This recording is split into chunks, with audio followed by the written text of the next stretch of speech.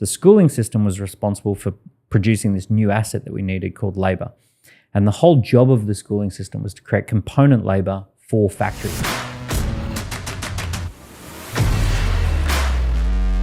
I want to talk to you a bit about education, which is something that has fallen more on my radar lately. I've got two kids. I've got one who's about to be 18 and getting shipped off to uni in September, and I've got one who's now 13 months old. And I've on my elder daughter, she actually goes to the same school I used to go to, which caused her a few problems when the teachers recognised her. But she, during her, let's say, teenage years, there was quite a lot of skills, or whether that's through books or other courses I wanted to try and push her into. As a teenager, she was never really interested.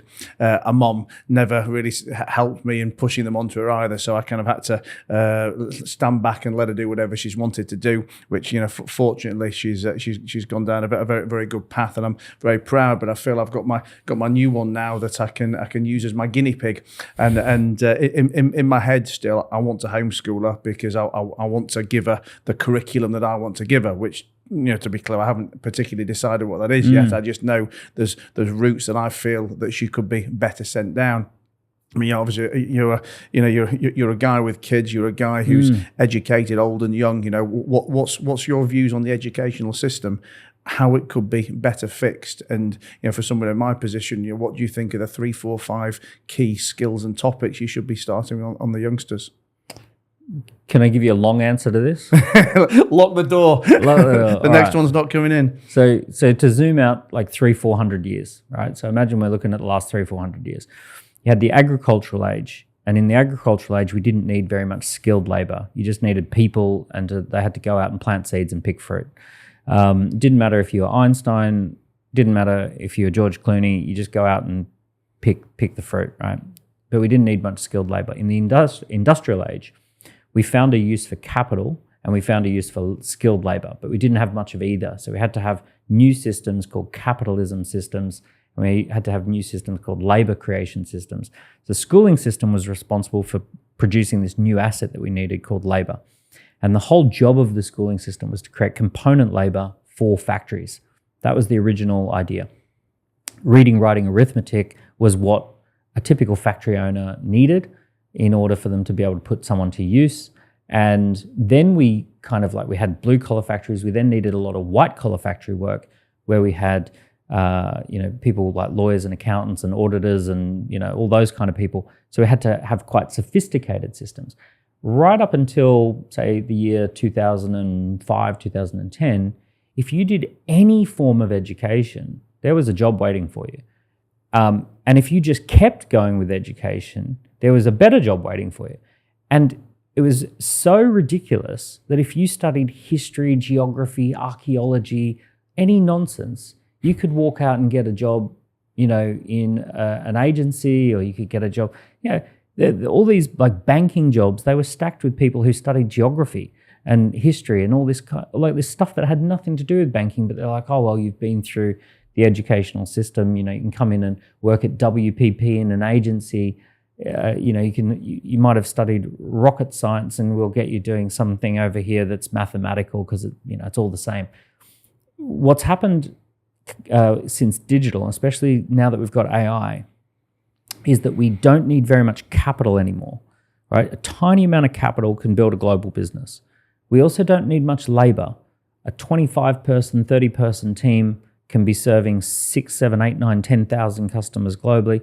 I know 10 people who work in YouTube channels and they have 100 million views a month, right? So this is unheard of in the industrial age. We don't need much skilled labor. We don't need much capital, right? So if we go the 4 factors of production: land, labor, capital, enterprise. Agricultural age was the land was the most important. Industrial age was capital and labor. And now we're moving to a world that is enterprise. So the only skill that really gets paid at the moment is the ability to take something to market. It's the ability to recognize opportunity and mobilize opportunity. So it's what you'd call the enterprise skill. The schooling system is not at all set up to teach enterprise. It punishes you for all the things that enterprise does. So for example, if you're disruptive, you're labeled a disruptor, and that's a very bad thing. As soon as you're an entrepreneur, being a disruptor is a very, very good thing. If you get the smart kid to do your maths homework, that's a bad thing. If you're an entrepreneur, that's called having a CFO, right? It's completely different worlds. So we have to just start by recognizing the entire purpose of the schooling system going back to the year 1806 was essentially to create factory workers, and the world just doesn't need factory workers anymore. It's not going to be there's no social contract for someone who comes through that system anymore like there was. So provided you know that there's no social contract, you can make decisions based on the idea that there's no social contract. Send them to school or homeschool them. It doesn't really matter if you have to follow the government curriculum. It's all based on factory work. The benefit of sending them to school is that they connect with people, they make friends. But when they come home and say, oh, I failed my geography exam, you can say, well, that's all right. ChatGPT will write that in the future anyway. You don't need to worry too much. Is it more important that you made friends? More important that you settled that dispute between two friends that you had? More important that you organized a sporting match and got people to come and play, right? So there's those skills that are happening around a school environment. So I wouldn't necessarily throw out the school environment completely, because I know a lot of people are doing that. There's a lot to be said for the musicals that they're putting on and the way that you've got to work together to organize it. There's a lot to be said for the sporting games, a lot to be said for the interpersonal relationships that they have to figure out in schooling system. But that's the important stuff. It's no longer all the stuff that computers can do for us. Anything that's skills-based, like even computer programming, complete waste of time. Being a computer programmer, a computer programmer is someone who translates an idea or a vision into code, and ChatGPT can now translate an idea into code. And there's plenty of people who studied computer programming and all that sort of stuff. So like all of the things that you would think, if it's at all a set of skills, it's not really of any use. There's going to be plenty of those people. We need, with the exception of plumbing, electricity, blue collar skills, we're going to have a shortage of people who know how to fix things and put a roof on a house. So the only skills that I personally rate are blue collar skills that I think will not go away for a long time.